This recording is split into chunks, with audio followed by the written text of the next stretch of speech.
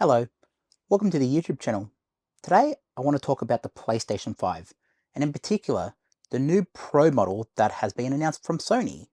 Now, a lot of people would have seen my initial reaction, PS5 Pro, what is Sony thinking? But I wanted to flesh out a bit more of my thoughts behind that video and why I feel a bit like this is an overkill console already. So why do we need a Pro model? So stay tuned and you may learn a thing or two about why I think PlayStation 5 Pro is unnecessary right now.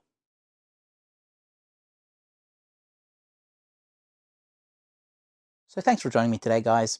As I mentioned, I'm going to be talking a bit more about why I think the PS5 Pro is a bit unnecessary right now. And obviously, look, when you look at the price on paper, and this is Australian prices, I know it's 700 US dollars for the Pro model. This is the launch model. This one costs 750 Australian dollars when I bought it, and that's with everything you see here. You get the controller, you get the stand, which now you have to buy separately. That's an extra $49 Australian if you want the stand with the new Pro model. You also get the ability to play discs in this one, which you have to pay separately as well now. And it's just this nickel and dime stuff that Sony's been doing in the past couple of years to try to get more money out of gamers. And I get it. A lot of the market is moving towards digital. I get it. But when you look at something like, okay, a disk drive would be $159 Australian. That is for the PS5 disk drive. And you need an internet connection to pair it to your PlayStation. So you can no longer play discs without an internet connection. And you might say, oh, but you can put the disk drive, it's only a one-time pairing. Well, there lies the question. You have to pair it one time. You cannot play discs offline anymore. At least until the console is paired. So if you're living in rural Alaska or something where you have no internet, you need internet to pair a disk drive that came standard with the launch PS5, or at least the first few models of PS5. That was standard. And now you're paying $159 and you need an internet connection. And on top of that, you need to pay money for a stand. The stand that came in the box with this PS5.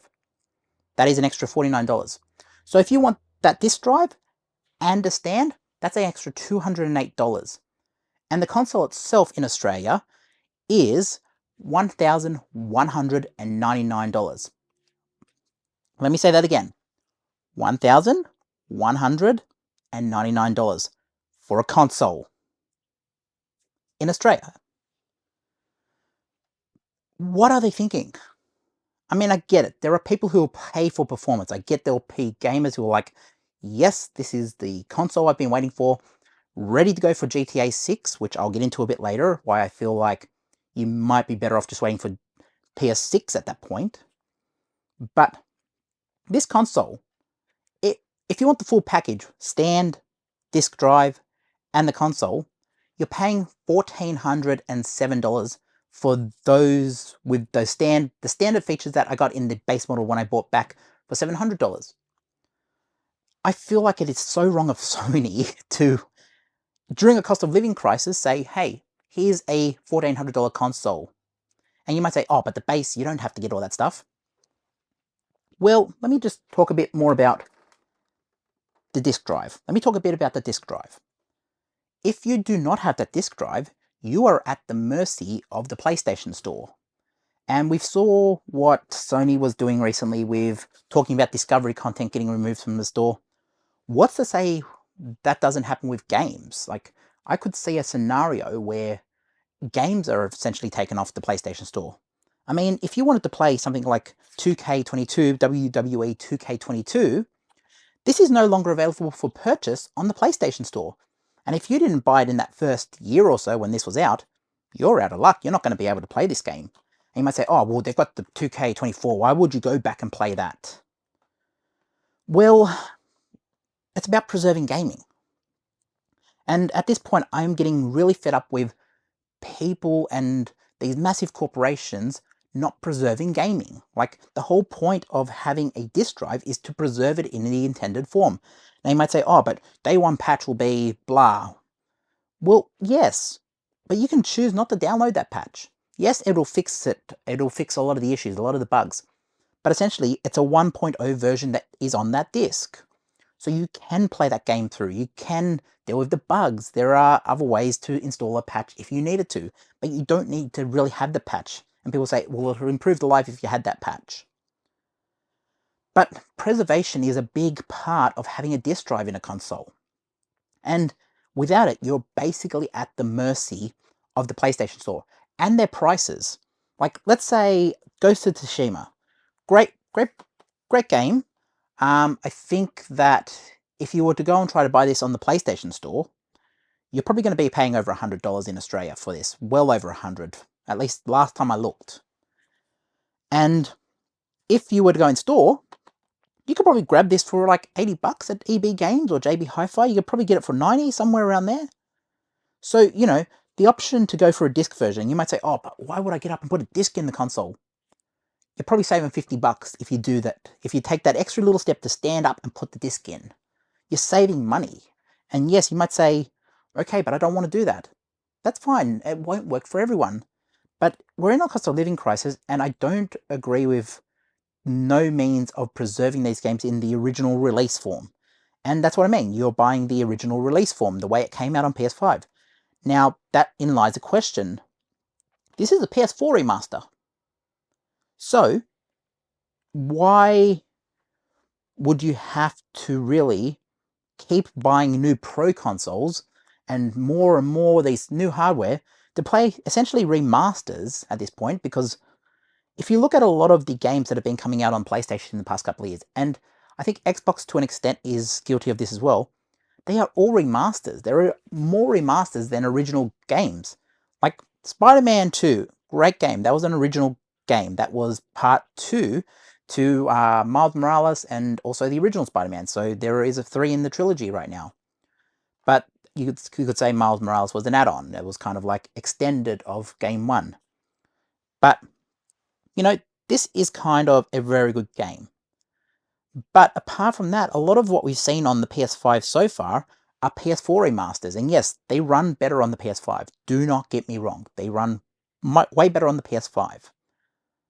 The problem there lies that you're essentially buying a game that, in the case of The Last of Us, has been out since the PS3 days.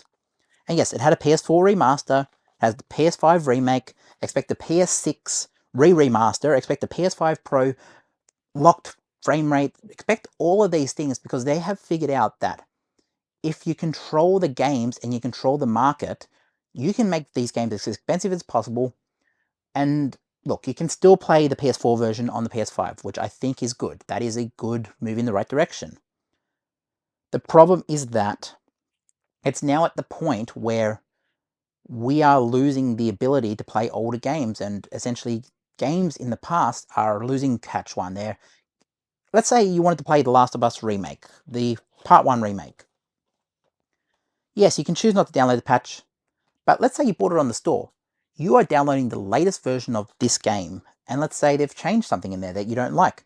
Let's say that, like they did for, I believe, the first Spider-Man game. Now, Spider-Man 2 had the updated character model for Peter Parker, but in the remastered Spider-Man, they actually changed the character model, and I believe that the original character model for Spider-Man in the first game looked a bit more original, it looked a bit more like Andrew Garfield, it looked a bit more like a Spider-Man that I wanted to follow. And then somewhere along the line, they changed it to a Tom Holland lookalike, or someone that very much resembled Tom Holland. And I believe that by owning the PS4 version, which I do, I can put that in the PlayStation, in the disk drive, and play it as it was intended. Now, it's not for everyone. Some people say, oh, life improvements were way better for that game. But you understand what I'm saying? I'm preserving it as I want to experience it as it was. I want to experience it as it was first released. I want to experience it as close as possible to release. And also, why is it so much a problem to release content on a regular basis? We are in the middle of the PS5 lifespan and the Xbox's Series X lifespan, and we still have not, we can't name 10 exclusives that weren't remakes or weren't remasters or some form that was on the previous console. I mean, Astrobot apparently is out now. I think Astrobot, I want to check that game out. Very excited by that. But Spider-Man, obviously, yes, Spider-Man. But where are all these games? Where are all these exclusives? You're telling me that they had to launch a console without any games.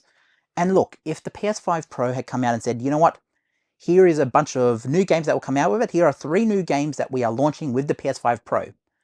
I think that would be a bit more in line with what people would expect. Okay, we're buying the new console to play the new Last of Us Part 3 or something. Or, hey, Horizon has this new add-on that can only run in 60 FPS. It's only for the new console. There might be a bit more incentive there. But why wouldn't you just wait for the PS6? And this is the big question. And you might say, oh, but that's the same thing that happens in the phone market. Why wouldn't you wait for the next iPhone, the next iPad, the next whatever? Why wouldn't you wait for the next Galaxy? Yes, it happens in the smartphone market, but the smartphone market is a daily driver. Your phone is a daily driver. It's something you have on you daily. The console, yeah, you might play it daily. There are games out there who play it hourly. Like, it's a big appeal for some people. But the average consumer is not sitting at home all day playing the PlayStation. And yeah, you might say rookie numbers. But you know what I mean? Like, there are opposite approaches to the way the console makers are going about this. Nintendo is very much focused on the handheld market. They are focused in on, okay, let's lower the price point, let's get the light model out there so we can get more people to pick up our consoles, get more people onto that ecosystem, and then the games is where we'll make the money back. And we know we'll get more gamers on here because it's cheapest to enter, it's the cheapest point of entry, the light.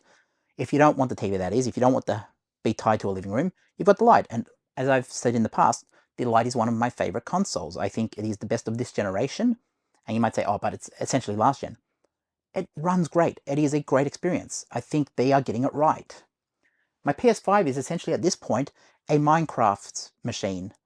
I play Minecraft on it a lot, and I think it's something that is a problem because these games are spaced so far out that I'm just at the point where I'm essentially over waiting for them. And I'm just essentially over having a console on the off chance that I'll play GTA 6. And I will play GTA 6. Don't get me wrong, I will play GTA 6, but I am... A lot of gamers are at that point now where we're just waiting for GTA 6. We're just like, okay, what do we do in the meantime? I mean, Astrobot's out. I mean, Astrobot did come out. I guess that is something to do. But when you complete Astrobot, where's the next big game?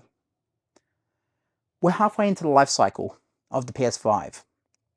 And we're having the problem of where are the releases. By comparison, the PS2 and PS3 and previous consoles, even the PS4, had this huge catalogue of titles that were coming out by this time. Where is it with the PS5?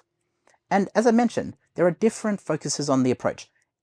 Gaming on Nintendo is very much, okay, we need to get the content out there, and Nintendo, by all fairness, they can launch a Mario game every other week and still sell it. Don't get me wrong, that's different comparison. But they have focused on that market of competing with an iPhone, essentially. And then you have Xbox who have just said, let's put our games on everything. We'll run it on everything. Your iPhone, your tablet, your PC, everything that we can think of. They're going the opposite approach. And yes, and they have the same problem of not that many exclusives. I mean, they are starting to buy studios, which can really prop up a bit more of the content library. But Microsoft are struggling to maintain developers at this point because they are laying people off hundreds at a time. And that's another big problem. And then we also have to talk about Nintendo have said we are breaking people from the living room, or I don't know if they've said that, but the mentality from what I've seen from Nintendo, the Switch goes everywhere. You know, you can play it everywhere. Nintendo are doing it. Xbox are saying, yep, we'll put our games on everything, iPhone, tablets, everything. Breaking you from the living room. See where I'm going with this? Sony's the only one not doing it. I mean, they've got that little Portal device out, which kind of is an extra add-on as well. Here's another thing. If you want to play Sony games on the go, there's another add-on. And forbid if you want to play VR. That is an $800, $900 headset in Australia if you want to play the VR headset too. So you have all of these new devices, and Sony is very much doubling down on their monopoly in the console market because Xbox aren't competing. They're not really competing with PlayStation anymore. And we're getting to the point now where the lack of competition for Sony means that Sony is unchecked. They can do essentially whatever they want. They know they'll sell the Pro console. They know people will pick it up. They know people are going to go out and say, yep, GTA 6 is coming out. We need to have this console. We need to have it. But then it's just, if people pick up this console, they know they have broken new ground to say, okay, the next PS6 console will be 1,500 Australian dollars. And it'll be without a disc drive as well. Oh, well, PS7, we'll make it $2,000. The price point will keep going up. And the appeal of consoles in the past used to be the cheaper point of entry. Remember when, I believe it was Nintendo or something launched, and then PlayStation, when they initially launched, they got up on stage and went, and this is the PlayStation 1 days, and went $299. That's all they said when they launched the PS1. I'm just saying, you know what I mean? The point of entry, the price point of entry for console gaming has always been cheaper. You can get in cheaper. Yes, you're not getting the PC experience, but it's a cheaper point of entry. This is borderline PC pricing, gaming PC. Yes, you can basically make up a gaming PC that can run all of the modern games for less than this. Or at least the Pro model, when the Pro model of this comes out. You can run a PC create a PC from scratch that is in line and will probably even run better than this. So we're at that point now where the point of entry is so expensive for these things. They didn't lower the price of this. They actually just left this where it was and then put the next one above it. And as I've said in my previous video, I think that's a mistake. They should have lowered this, did a slimline model to kind of get more people into the ecosystem, and not the one without the disk drive. That is not a slimline model. What I'm talking about is do a stripped down version. If you don't want to have a disk drive in it, don't. But create a model that can get in for $399 American. Or whatever, like, you know, what else? Like $299 American. Okay, let's do $299 American. Then you get more people onto the ecosystem. More people will come. More people will enjoy it. And I know they're really pushing that PlayStation Plus subscription at the moment, the Platinum one in Australia. Imagine how many players would be on that if they said, you know what, we are making a entry-level model of the PlayStation 5. Here is your point to get in. You can buy it for the kids. You can have it in the kids' room. You can do it. We are putting it at PlayStation 2 prices. And yes, it'll have, I don't know, what's the base model? Let's put it at 500 gigabytes of storage or whatever. Halve the storage, make it a bit more accessible, get more people onto the ecosystem. They're focused on the wrong things here. And it's really disheartening to see Sony doing it. And I know so many people are like, oh, well, just don't buy it then. Stop whinging. Yes, but it's setting a precedent of, I've been a PlayStation gamer since the PS1. And I love PlayStation. It's why I have pretty much all the models. I've played them all. But I am at that point now where I'm just kind of disappointed. I'm just kind of like, why wouldn't I just go to PC? I mean, it's in line with PC pricing. The Steam Deck is around the same price as this in Australia. Like, you can get a top-end Steam Deck for about $1,200, I believe, around that price. But the difference is you can play emulated games and you can take it on the go. So the Steam Deck is competing more with Nintendo, but it can run a lot of different games. It can run a lot of different emulators on that thing. So you can play your back catalog. You can buy ROMs, or you can buy ROMs. But you know what I mean? Like, you can essentially have your experience as you go, and you can run it as you please. This thing is tied to the living room. And I just don't get it. If anyone can explain to me why we're just waiting for GTA 6 at this point. I mean, that's pretty much where I am. That's where a lot of gamers are. We kind of just want to see GTA 6. We want to see what it is. But there's a part of me that's just like, I kind of don't want to be a Sony gamer anymore. I've kind of like lost my passion for Sony. And as I said, this thing is basically a Minecraft machine. And I'm a big gamer. I love playing my games. The the most disappointing thing is that we kind of already have a Pro version in this version, because you have the opportunity to make it run at 60 frames per second. Put it on performance mode. You can do it.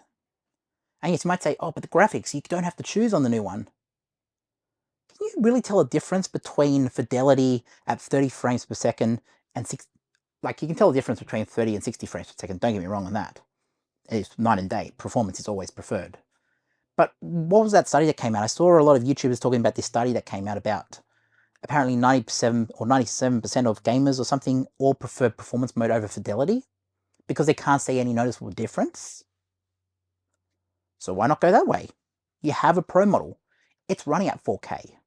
Yes, it is a lower render of the game, but you are still enjoying the game, and it's running at 60 frames per second, or at least targeting it. But at this point, we have lost track of gaming. Sony have lost track of... I mean, it's first world problems, I get it. It's first world problems, I get that. But at this point, I don't get what Sony's thinking. I don't understand where the direction of Sony is, and I feel a bit more like a cash cow in a way. It's like, oh, well, our gamers are going to spend money on this console regardless, so let's put it out without games, and they'll play the PS4 catalog as usual, and yeah, we'll put out one game a year and everyone will be happy. It's just disappointing to see the modern state of the gaming, and I don't really feel like I should be a part of it anymore, a part of the modern state of gaming. I have lost my passion for gaming with the PS5 Pro announcement.